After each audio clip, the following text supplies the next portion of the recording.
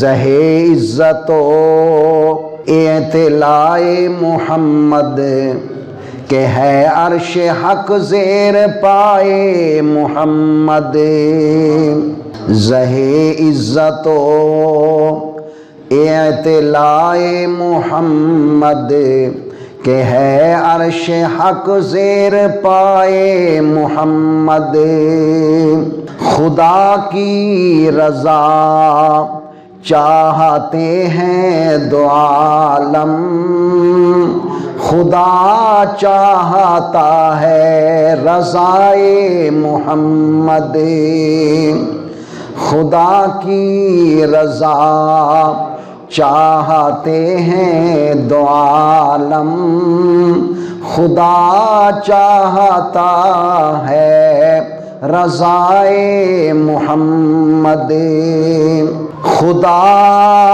ان کو کس پیار سے دیکھتا ہے، خدا ان کو کس پیار سے دیکھتا ہے، جو آنکھیں ہیں محو لقائے محمد، جو آنکھیں ہیں محو لقائے محمد، اجابت نے جھک کر گلے سے لگایا، اجابت نے جھک کر گلے سے لگایا، بڑی ناز سے جب دعائے محمد، بڑی ناز سے جب اجابت کا جوڑا،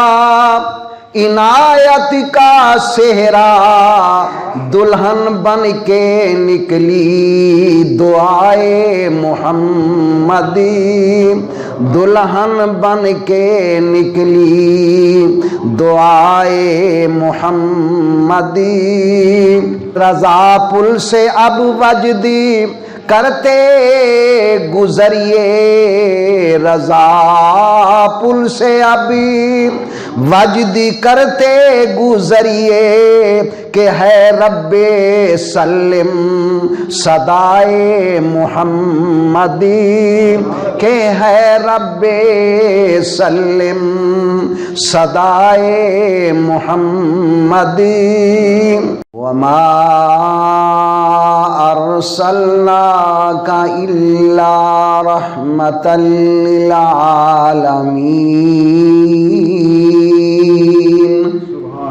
آج ہم انشاءاللہ العزیز سرکار دو عالم نور مجسم رحمت عالم صلی اللہ علیہ وسلم کے علم کے متعلق کچھ عرض کریں گے۔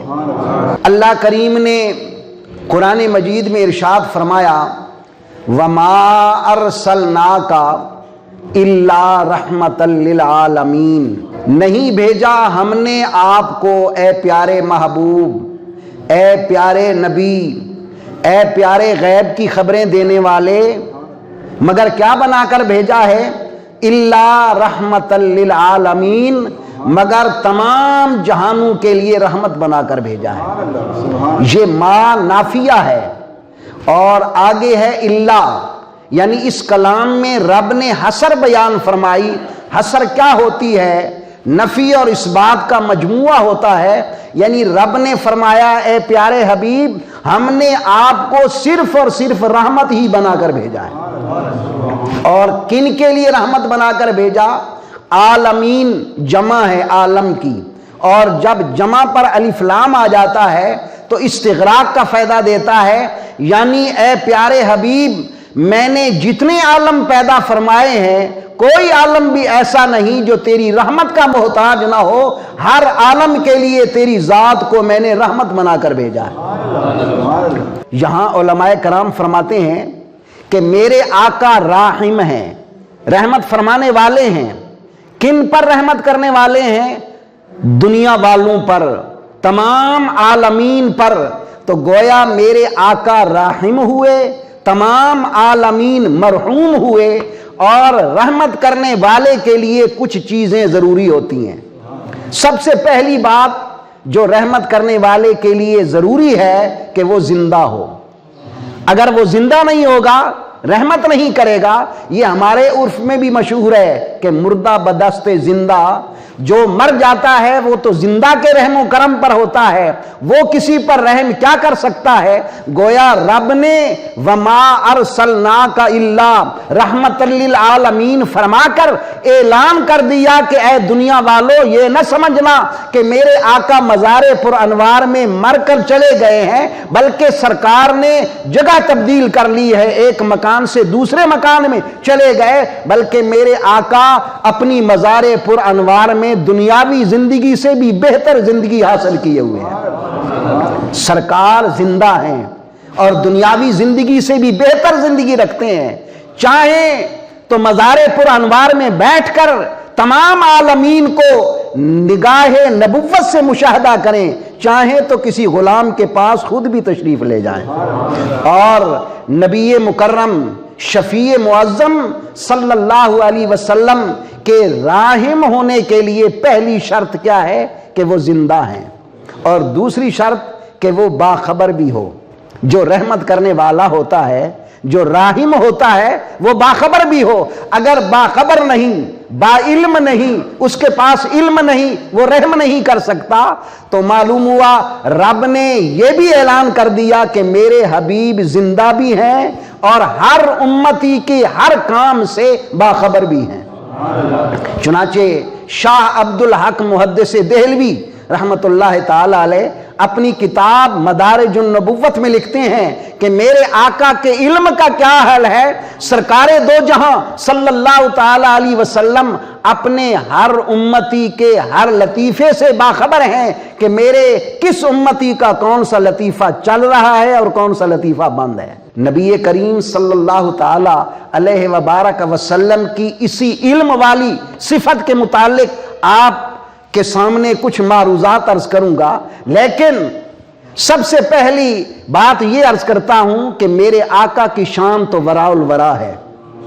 میرے آقا تمام انبیاء کے بھی سردار ہیں. جہاں انبیاء علیہ السلام کی اپروچ ختم ہوتی ہے، وہاں سے میرے آقا علیہ السلام کی ابتدا ہوتی ہے.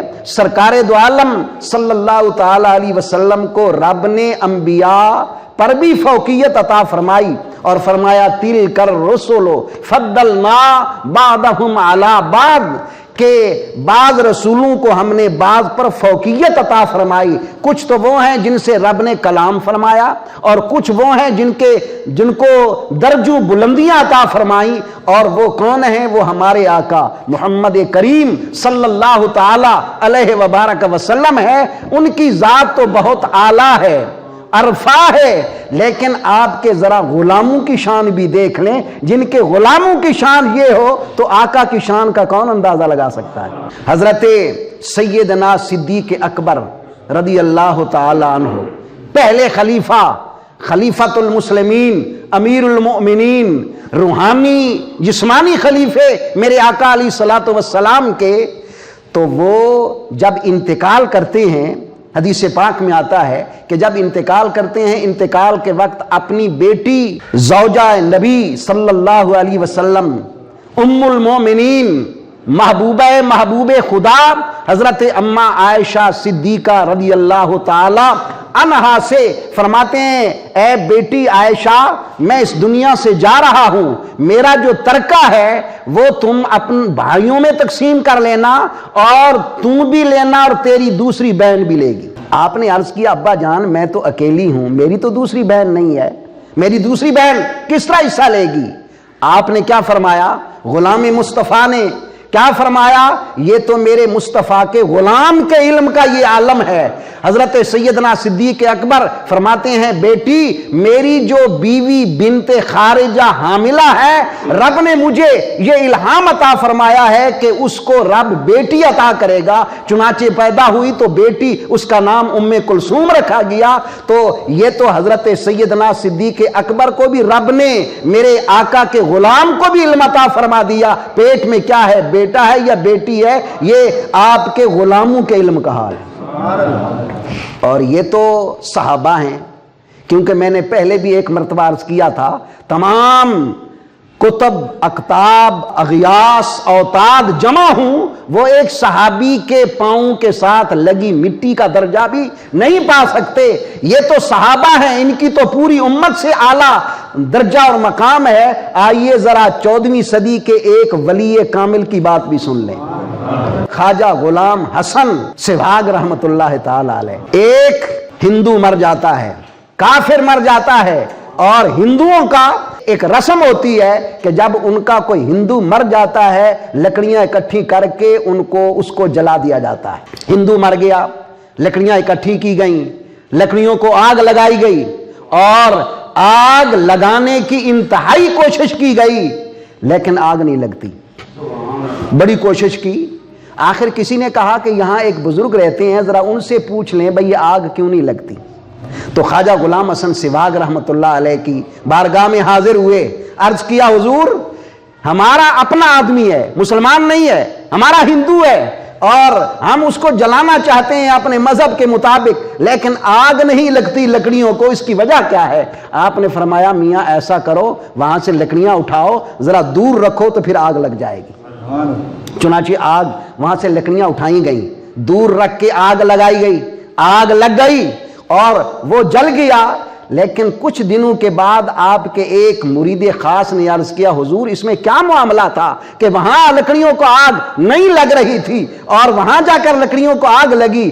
آپ نے فرمایا وجہ یہ تھی، یہ کون ہے؟ میرے مصطفیٰ کے غلاموں کے غلاموں کے بھی غلام ہیں، اور ان کی نگاہ ولایت کتنا کام کرتی ہے، اور ان کو رب نے کتنا علم عطا فرمایا کہ وہاں جہاں پہلے لکڑیوں کو آگ لگا رہے تھے نا، ایک حافظ قرآن تھا اور اس کا اونٹ تھا۔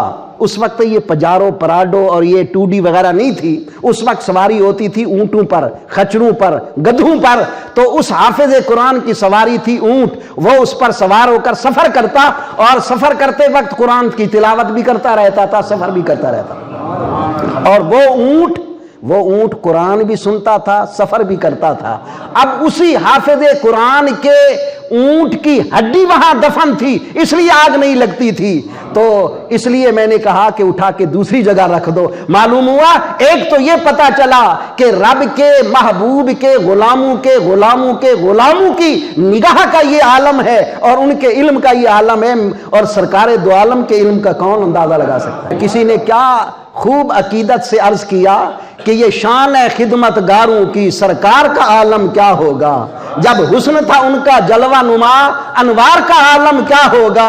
ہر کوئی فدا ہے بن دیکھے، دیدار کا عالم کیا ہوگا؟ تو دوسری بات یہاں سے یہ بھی پتہ چلی کہ جو قرآن کریم سننے والا اونٹ اس کی ہڈی دفن ہو وہاں آگ نہیں لگتی، تو جو حافظ قرآن ہے جس کے سینے میں پورا قرآن ہے اس کی قبر پر کتنے انوار و تجلیات ہوں گے؟ دوسری بات خواجہ غلام حسن سبہاگ رحمت اللہ علیہ کے علم کی بتاؤں کہ ایک مولوی تھا جس کا نام تھا حسین علی، وہاں بھجراں کا رہنے والا تھا، اور اس نے میرے آقا علیہ الصلوۃ والسلام کے علم کا انکار کر دیا کہ سرکار کو علم نہیں ہے، پتہ نہیں ہے، اور آپ کل کی بات نہیں جانتے، اور امتیوں کے متعلق علم نہیں رکھتے۔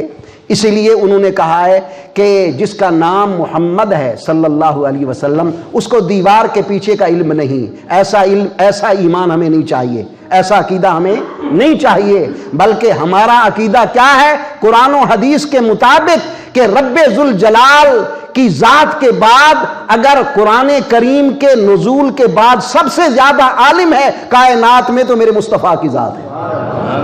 سرکار دو عالم صلی اللہ تعالی علیہ وسلم کے علم کے متعلق اس نے اعتراض کیا، یہ بات پہنچی خواجہ غلام حسن سبہاگ رحمت اللہ تعالی علیہ کے پاس۔ آپ نے فرمایا کہ جاؤ اس حسین علی کو کہہ دو کہ 3 مہینے تک ناشتہ بھی کرے، شام کی روٹی بھی کھائے، ناشتہ بھی ہر دن کا ہر وقت کا لکھے، روٹی بھی لکھے، اور 3 مہینوں کے بعد میرے پاس آئے، میں اس کو ہر دن کا ناشتہ بھی بتاؤں گا، روٹی بھی بتاؤں گا کہ تو نے کون سا ناشتہ کیا، کون سی روٹی کھائی۔ یہ شان ہے خدمت گاروں کی، سرکار کا عالم کیا ہوگا؟ یہ تو سرکار کے غلاموں کے علم کا عالم ہے، اور میرے مصطفیٰ کریم صلی اللہ تعالی علیہ وبارک وسلم کے علم کا کون اندازہ لگا سکتا ہے، کس کے عقل میں آ سکتا ہے؟ ہاں چند باتیں اور احادیث طیبہ آپ کے سامنے پیش کرتا ہوں، انشاءاللہ گلدستہ ایمان تازہ ہوگا کہ سرکار کو رب کائنات نے کتنا علم عطا فرمایا۔ لوگ کہتے ہیں کہ پیٹ میں جو کچھ ہے اس کو کوئی نہیں جانتا سوائے اللہ کے۔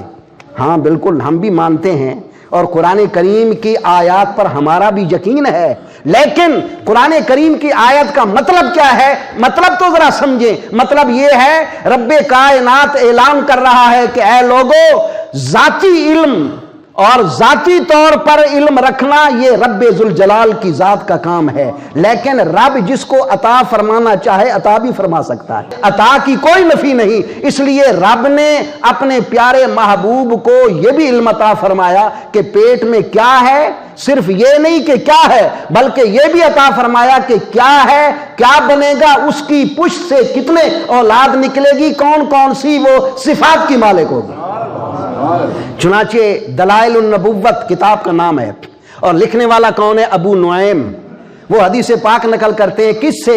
حضرت سیدنا عبداللہ ابن عباس رضی اللہ تعالی عنہما سے۔ کون عبداللہ ابن عباس؟ جو میرے مصطفیٰ کے چچا زاد بھائی ہیں۔ سرکار نے ان کے لیے دعا مانگی، اللہم علمہ الکتاب والحکمہ، یا اللہ اس کو کتاب اور حکمت کا علم عطا فرما۔ کون عبداللہ ابن عباس؟ کہ جن کی سگی خالہ حضرت میمونہ رضی اللہ تعالی عنہا میرے مصطفیٰ کی زوجہ محترمہ ہیں، اور حضرت عبداللہ ابن عباس کی ماں کا نام کیا ہے؟ لبابہ بنت حارث، جن کی کنیت ہے ام الفضل۔ حضرت عبداللہ ابن عباس اپنی ماں سے حدیث پاک بیان کرتے ہیں، ام فضل سے۔ حضرت ام فضل کہتی ہیں کہ میں ایک مرتبہ سرکار کے سامنے سے ہو کر گزری، نگاہ نبوت پڑی، میرے آقا علیہ الصلوۃ والسلام نے دیکھا، سرکار نے فرمایا کہ تیرے پیٹ میں بچہ ہے، لڑکا ہے، جب وہ لڑکا پیدا ہو اس کو میرے پاس لانا اور مجھے دکھانا۔ حضرت ام الفضل نے کیا عرض کیا؟ ام الفضل نے عرض کیا، یا رسول اللہ، کتنے عرصے سے قریشیوں نے اپنی بیویوں کے پاس جانا چھوڑ دیا ہے اور پتہ نہیں کوئی عہد کیا ہے، میرا لڑکا کہاں سے آیا؟ میرے مصطفیٰ نے فرمایا جو میں کہہ رہا ہوں اسی طرح ہوگا، جو میں بتا رہا ہوں اسی طرح ہوگا، کیونکہ وہ مخبر صادق ہیں، جو خبر دے دیں۔ پھر زمانہ کا نظام تو تبدیل ہو سکتا ہے لیکن میرے مصطفیٰ کا فرمان تبدیل نہیں ہو سکتا۔ آخر بچہ پیدا ہوا۔ اس بچہ پیدا ہونے سے پہلے حضرت عباس جو آپ کے چچا تھے، آپ سے 2 سال بڑے تھے، سرکار دو عالم صلی اللہ علیہ وسلم کے چچا حضرت عباس دل میں ایمان لا چکے تھے، اور میدان بدر میں حضرت عباس کو مجبوراً کفار ساتھ لائے تھے۔ تو سرکار کا یہ بھی علم دیکھیں، میرے مصطفیٰ نے فرمایا میرے صحابہ، عباس اگر حضرت عباس کسی کی تلوار کی زد میں آ جائے اس کو قتل نہ کرنا، وہ مجبوراً لایا گیا ہے۔ انہوں نے کوئی میرے مصطفیٰ کو بتا کے تو نہیں لایا تھا کہ ہم مجبوراً لائے ہیں، نہیں۔ اور ایک اور بات بھی آپ کے متعلق عرض کر دوں کہ حضرت عباس رضی اللہ تعالیٰ عنہ گرفتار ہوئے اور ان کو کہا گیا کہ فدیہ دو۔ آپ نے کہا کہ میرے پاس تو کچھ نہیں ہے۔ اللہ اللہ، ذرا سنے اپنے مصطفیٰ کریم کے علم کا عالم۔ میرے مصطفیٰ نے فرمایا، اے میرے چچا، آتے ہوئے میری چچی ام فضل کو جو اتنے پیسے دیے، اتنے دینار یا اتنا رقم دی کہ یہ رکھ دو، اور وہ کہاں جائے گی؟ تو حضرت عباس حیران ہوئے کہ اس وقت تو میں تھا یا میری بیوی تھی، تیسرا تو کوئی آدمی نہ تھا۔ معلوم ہوا کہ محمد کریم اللہ کے رسول برحق ہیں، رب نے ان کو سارا علم عطا فرما دیا۔ حضرت عباس آئے، عرض کیا حضور آپ نے اس طرح فرمایا ہے؟ آپ نے فرمایا ہاں میں نے اسی طرح کہا ہے کہ آپ کا لڑکا پیدا ہوگا، جب پیدا ہوگا میرے پاس لانا، جو میں نے کہہ دیا وہ ہوگا۔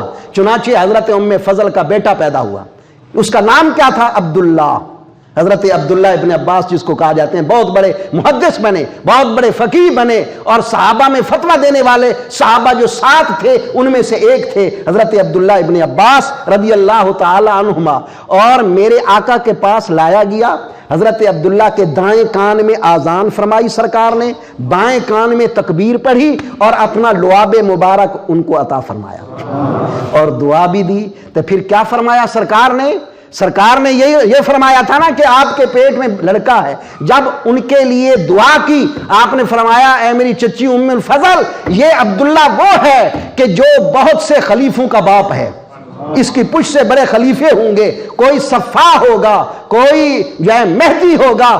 اور معلوم ہوا میرے آقا نے صرف پیٹ کی خبر نہیں دی بلکہ پیٹ میں جو کچھ ہے اس کی پشت سے جو ہونے والا ہے اس کی بھی خبر دے دی، اور اس کی پشت سے جو ہونے والے تھے ان کی بھی خبر دے دی۔ یہ میرے آقا علیہ الصلوۃ والسلام کے علم کی بات ہے، اور اس کو ابو نعیم نے دلائل النبوت میں ذکر کیا۔ خیبر کا مقام ہے، اور خیبر میں نبی مکرم شفیع معظم صلی اللہ تعالی علیہ وسلم نے فرمایا کہ لَأُعْطِيَنَّ هَٰذِهِ الرَّايَةَ غَدًا رَجُلٌ يَفْتَحُ اللَّهُ عَلَىٰ يَدَيْهِ۔ اس جملے کا معنی کیا ہے؟ میرے آقا نے فرمایا کہ اے میرے صحابہ، کل میں جھنڈا اسلام کا اس کے ہاتھ میں دوں گا جس کے ہاتھ پر رب فتح عطا فرمائے گا۔ اچھا، اس سے کتنی خبریں سرکار نے عطا فرمائی؟ ایک تو یہ خبر دی کہ کل میں بھی زندہ رہوں گا، تم بھی زندہ رہو گے۔ دوسری خبر یہ کہ میں جس کے ہاتھ میں جھنڈا دوں گا وہ بہت بڑا بہادر ہوگا اور اسی پر کے ہاتھ پر رب فتح عطا فرمائے گا۔ تو یہ کتنی خبریں نبی مکرم شفیع معظم صلی اللہ تعالی علیہ وسلم نے عطا فرمائی۔ یہ غیب کا علم میرے آقا علیہ الصلوۃ والسلام کو رب ذوالجلال نے عطا فرمایا۔ مسلم شریف کی حدیث پاک ہے، حضرت سیدنا ابو ہریرہ رضی اللہ تعالی عنہ راوی ہیں۔ کون ابو ہریرہ؟ کہ جن کا نام تو والدین نے اور رکھا تھا، لیکن ایک دن سرکار کے پاس آئے تو چھوٹا بلی کا بچہ ساتھ لائے، اور ہریرہ کہتے ہیں چھوٹی بلی کو۔ تو سرکار نے فرمایا یا ابا ہریرہ، اے چھوٹی بلی والے، تو لوگوں نے والدین کا نام رکھا بھلا دیا، میرے آقا نے جو پکارا وہ قیامت تک یاد رہا۔ حضرت ابو ہریرہ رضی اللہ تعالی عنہ نے عرض کیا یا رسول اللہ، میں جو بھی یاد کرتا ہوں بات یاد کرتا ہوں بھول جاتی ہے، نسیان کا مرض ہے۔ سرکار نے یہ نہیں فرمایا کہ 4 مغز کھا لو، کسی طبیب کے پاس چلے جاؤ، نہیں، میرے آقا کا علاج بھی انوکھا ہے۔ سرکار نے فرمایا ابسط رداءک، اپنی چادر بچھاؤ۔ حضرت ابو ہریرہ نے چادر بچھائی، سرکار نے 3 مرتبہ اپنے دونوں ہاتھوں سے لپیں چادر میں ڈال دیں، فرمایا کہ اس کو لپیٹ کر سینے سے لگا لو۔ لپیٹ کر سینے سے لگایا۔ حضرت ابو ہریرہ کہتے ہیں اے میرے ساتھیوں، مجھے رب ذوالجلال کی عزت کی قسم اس کے بعد کبھی مجھے کوئی بات بھولی نہیں۔ وہ اب حضرت ابو ہریرہ رضی اللہ تعالی عنہ وہ فرماتے ہیں کہ پہلی جنگ کفر و اسلام کی میدان بدر میں ہوئی۔ نبی کریم نے صحابہ کرام کو فرمایا چلو میدان بدر میں۔ میدان بدر میں پہنچ گئے، میرے آقا بھی ہیں اور صحابہ کرام بھی ہیں، اور حضرت ابو ہریرہ فرماتے ہیں کہ نبی کریم نے اپنے دست حق پرست سے نشان لگائے، بھائی یہاں فلاں کافر فی النار ہو کر گرے گا، یہاں فلاں کافر فی النار ہو کر گرے گا، یہاں فلاں گرے گا۔ اور جب جنگ ہوئی اور جب وہ فی النار ہوئے، جہاں جگہ نبی کریم نے مقرر کی تھی اس سے 1 شتر بھی ادھر ادھر نہیں گرے، وہیں فی النار ہو کر گرے۔ اس سے بھی کتنی باتیں معلوم ہوئی۔ میرے آقا کو یہ بھی علم تھا کہ فلاں فلاں مر جائے گا، یہ بھی علم تھا کہ فلاں فلاں جگہ گرے گا۔ تو نبی کریم صلی اللہ تعالی علیہ وبارک وسلم کی اس بات کو حضرت عمر بن خطاب بھی ذکر کرتے ہیں کہ اے لوگو، جو جو جگہ میرے آقا نے مقرر کی وہ لوگ وہیں گرے، اس سے 1 شتر بھی تجاوز نہ کیا اور ادھر ادھر نہیں گرے، جہاں سرکار نے فرمایا تھا وہیں گرے۔ میرے پیارے مصطفیٰ کریم صلی اللہ علیہ وسلم کے علم کی بات ہے۔ اور علامہ شرف الدین بوصیری، کون شرف الدین بوصیری؟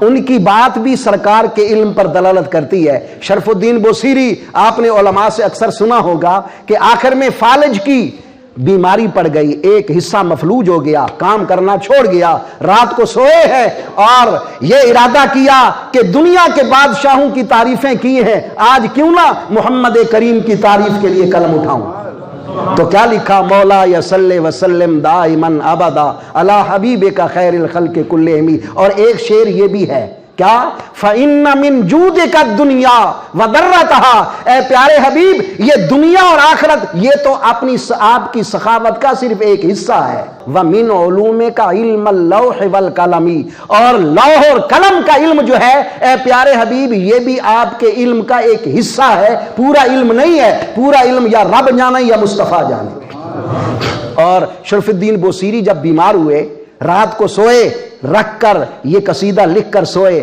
میرے آقا کو پتہ چل گیا کہ میرا غلام بیمار ہے۔ سرکار دو عالم خواب میں تشریف لائے، صحابہ کرام بھی ساتھ ہیں، میرے آقا نے فرمایا بوسیری یا ذرا قصیدہ سناؤ۔ حضور کون سا قصیدہ سناؤں، میں نے تو بڑے لکھے ہیں۔ سرکار نے فرمایا جو سب سے آخری لکھا ہے وہی سناؤ۔ علامہ بوسیری سنا رہے ہیں، صحابہ کرام جھوم رہے ہیں۔ عرض کیا حضور مجھے تو ایک ایسی بیماری ہے کہ طبیبوں نے کہا ہے کہ اس سے تو مر جائے گا۔ سرکار نے فرمایا کہاں ہے بیماری؟ عرض کیا حضور اس حصے پہ ہے۔ سرکار نے اپنا دست نبوی پھیرا، بیماری صحیح ہو گئی، اور سرکار نے اس قصیدہ کے بدلے اپنا بردہ، عربی میں چادروں کا نام ایک بردہ ہوتا ہے اور ایک ازار ہوتا ہے۔ ازار اس چادر کو کہتے ہیں جو کمر میں باندھتے ہیں، بردہ اس کو کہتے ہیں جو اوپر کی جاتی ہے۔ میرے مصطفیٰ نے اپنی بردہ بھی عطا فرمائی۔